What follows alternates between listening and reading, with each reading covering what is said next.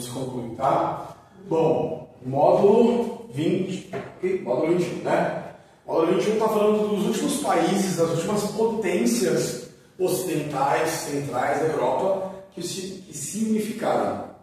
Então, desde a Idade Média, quando começou o processo de unificação dos países europeus, lá Portugal, Espanha, Inglaterra, França, Rússia, Holanda e tal, vocês puderam perceber ao longo do 7º e 8º ano que a Itália, a região que hoje a gente chama de Itália, e a região que hoje a gente chama de Alemanha, não conseguiram, não quiseram, sei lá, em geral, costumo dizer que não conseguiram se centralizar, se unificar.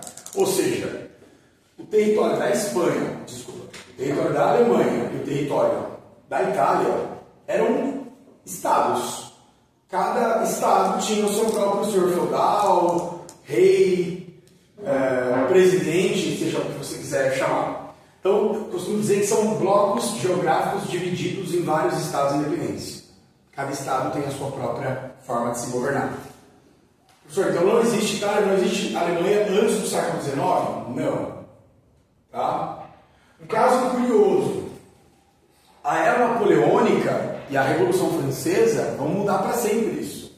Por isso que os historiadores falam, olha, os impactos da Revolução Francesa mudaram o mundo. O mundo ocidental, pelo menos. E de fato mudaram. Porque a Revolução Francesa trouxe a ideia de nacionalismo, bandeira, hino. Somos todos franceses, somos todos italianos, somos todos alemães. Parece bobo isso hoje, mas não existia isso. Até a Guerra do Paraguai, em 1865, não existia Brasil. Ninguém acordava de manhã e falava, nossa, eu sou brasileiro, com muito orgulho, com muito amor. Sabe? Ninguém torcia pela seleção brasileira. Porque a pessoa acordava, ela se sentia viva. Ela não tinha esse negócio de bandeira, hino, sou da Bahia, sou de São Paulo, sou do sei lá onde. Tudo bem? E a Revolução Francesa inaugura esse projeto nacionalista. Tá claro? E aí os alemães e italianos vão começar a pensar em ser um país. O Congresso de Viena foi aquele congresso feito após a prisão do Napoleão. Isso aqui é revisão, tá? Napoleão invadiu a Europa inteira, fez aquela tragédia toda. Em 1815 ele é preso. E ao ser... A gente assistiu até o filme dele, né? E ao ser preso, os monarcas da Europa, os reis absolutistas da Europa, organizaram um exército chamado Santa Aliança e assinaram um acordo chamado Congresso de Viena, em que a Áustria tinha poder sobre os estados alemães e a Áustria tinha poder sobre os estados italianos. As ideias de liberdade, igualdade, fraternidade estão andando por aí. Como que a Áustria quer mandar em todo mundo? Não vai rolar. Então a primavera dos povos, o iluminismo, liberdade, igualdade, fraternidade, o nacionalismo, o liberalismo vão contagiar esses povos, esses países, e esses países começam então a se revoltar contra essa tentativa de manter o absolutismo, contra essa tentativa de manter o poder de um rei sobre todo o território. Deu para entender? Lembrando que nessa época não tem liberdade de expressão, nessa época tem pena de morte para quem fala mal do rei, mulher não tem moral nenhuma na quebrada, a classe operária nadando em fezes de tão mal que vivia. Essa parte eu exagerei, mas enfim. A Itália faz o seu processo de unificação entre 1852 e 1871. Como que foi a unificação da Itália, galera? Como que a Itália virou um país? Um cara chamado Conde Cavour, ele liderava o norte da Itália, a região norte. Na apostila tem um mapa. A região norte da Itália chamava-se Reino de Piemonte e Sardenha. E era uma região rica, industrializada, desenvolvida, tinha várias manufaturas e tal. E o que era interessante para o Conde Cavour e para os norte-italianos? Unificar a Itália para legalizar o comércio, para facilitar a economia, acabar com os impostos feudais, fazer com que a Itália se tornasse uma grande potência. Mudando um pouquinho de assunto, na fase que vem é a última, né? Se a gente passar para a última, a quarta fase é a última? Quarta fase é a última. Se a gente passar para a última fase, depois da multi, você pode ajudar a gente? Fácil. Só estarei aqui apenas para isso. Conta comigo. Beleza? Ótimo. Tomara que a gente passe, né? No final. Medalha. Ai, sonhando. Fui medalha de ouro esse ano na Olimpíada de Geografia. O nono ano do PhD. Medalha de ouro e prata. Foi muito legal. A de ouro e prata que ganha Vaga na faculdade. É. Nas áreas do campo da Olimpíada que você fez. Por história e geografia. Geografia eu não sei. Mas história é ciências humanas. Então, economia, história, filosofia, relações internacionais, esses cursos. Cada Olimpíada garante vaga para alguns tipos de áreas, né? Por exemplo, matemática garante para medicina, exatas, entendeu? E assim por diante. Ali é um L, depois. Isso, ali. E depois do E. É um L? Morena, é. Ah, Tá funcionando no L aí? Bom, pode. Pessoal, o Couto Cavour, então, qual é a estratégia dele para unificar a Itália? Pessoal, presta atenção nisso, por favor. A estratégia dele, Michael, é anexar os territórios italianos. Meu, invadir, exército, bandeira na mão, hino, e vamos convencer os italianos de que nós somos um país. O nome dele é Otto. Otto da Alemanha. Otto von Bismarck. Otto von Bismarck é o nome do líder da unificação alemã.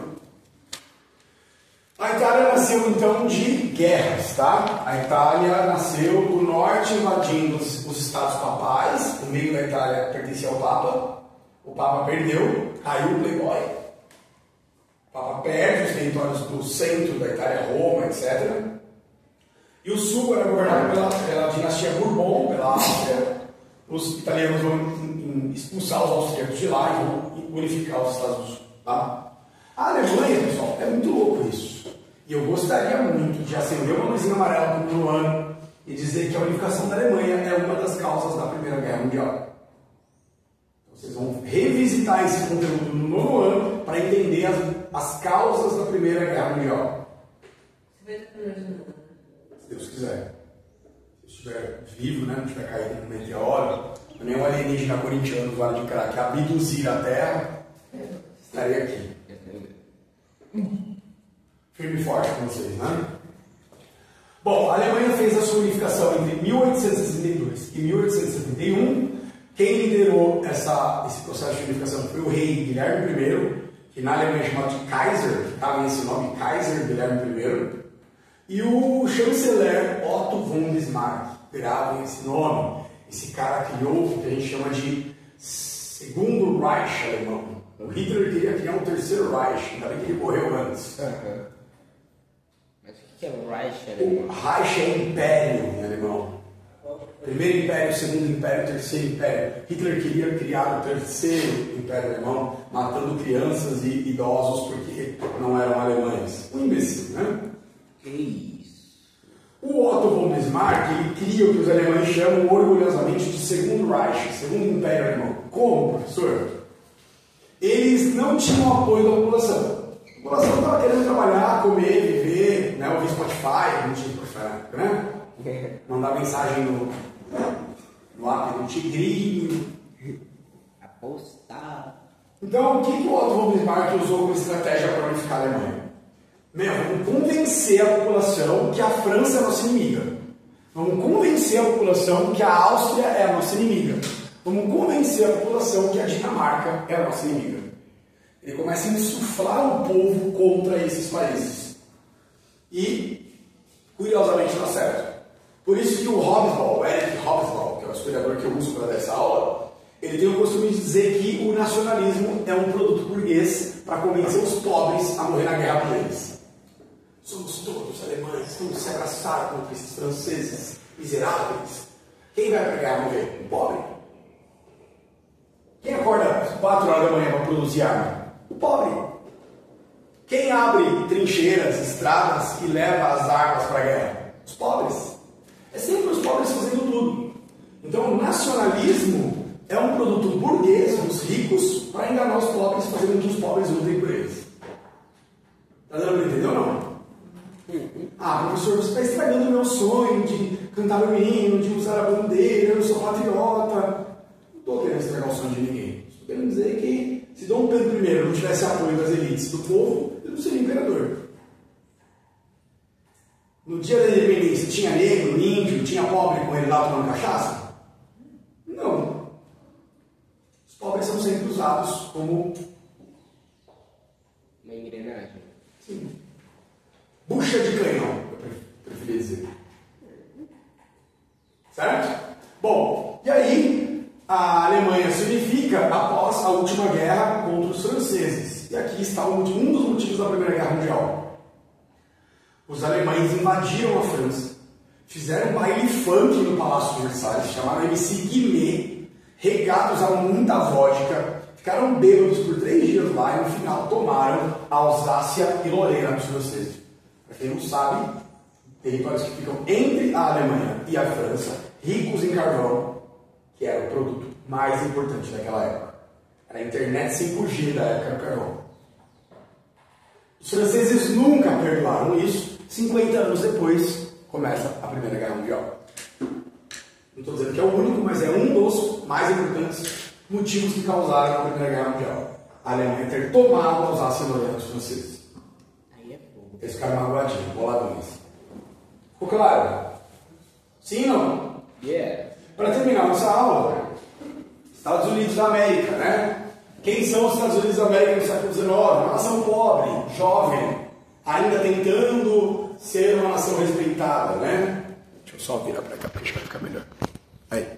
Tentando ser uma nação respeitada. 1810, por causa de Napoleão, a Inglaterra pediu ajuda para os americanos. O que os americanos falaram?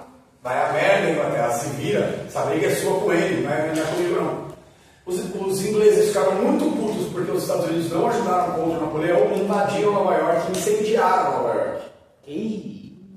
Ninguém muitas vezes presta atenção nisso, mas a Inglaterra destruiu os Estados Unidos 2 vezes. Na Guerra de Independência, 1776, e 1810 eles invadem Nova York porque Nova York não quis ajudar os ingleses contra Napoleão. Vocês devem dar uma lida nisso. Isso não está na apostila, eu estou explicando porque eu quero, mas se vocês devem dar uma lida nisso, é legal. Tá? É um assunto importante.